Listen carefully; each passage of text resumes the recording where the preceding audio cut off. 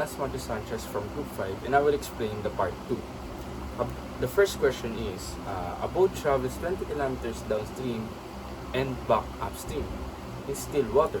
Its speed is 10 kilometers per hour and the current speed is 2 kilometers per hour. So for step 1, we will find the speed. So we find out the speed is when going downstream, the boat moves with the current. So we add the current to its speed, which is 10 minus 2 is equal to 8 kilometers per hour. That's for our step 1. For our step 2 is we will find the time for each trip. So by using the formula of the time, which is distance divided by speed, we will find their speed. Each speed, downstream time and upstream time. For downstream time, we will divide the 20 divided by 12 is equal to 1.67 hours. And for upstream is equal to 20 divided by 5 is equal to 2.5 hours. That's for our step 2. And lastly, for our step 3 is we will add the times together, which is 1.67 plus 2.5 equals to 4.78 hours. That is around 4 hours and 10 minutes. So for the final answer is 4.17 hours.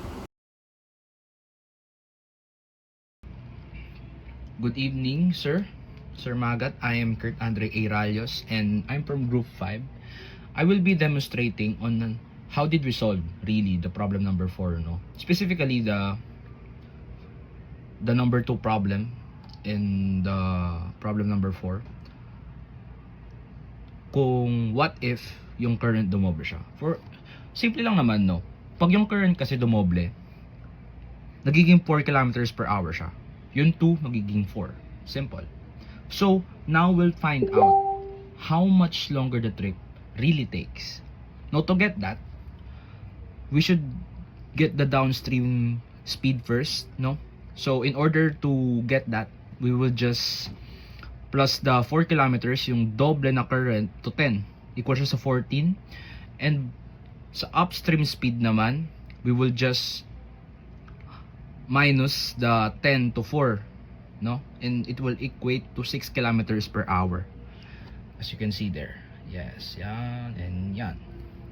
For the downstream time naman, yung variables natin doon, i-divide natin sila sa 20. So 20 divided by 14 is equal to 1.43 hours.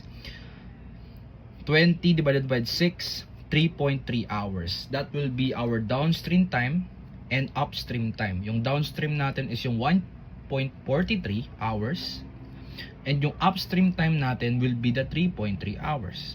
In order to get the total hours, no, we will just plus it. So 1.43 plus 3.33 is equal to 4.76 hours.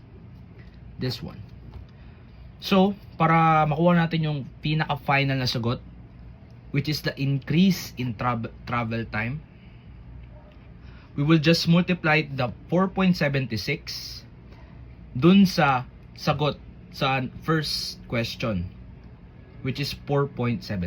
And we will get 0.59 hours or about 35 minutes more travel time, no?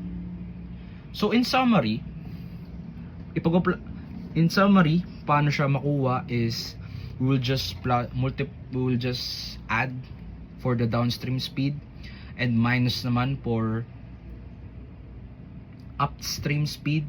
For downstream time, di-divide lang natin yung variable natin sa downstream speed by 20, and sa upstream time naman yung variable natin sa upstream speed, i-divide natin siya by 20 din. And to get the total, we will just plus it, and kung ano yung equal doon, ima-minus lang natin siya sa first answer natin, sa first number. And that's how you solve the both parts. That's all. Thank you.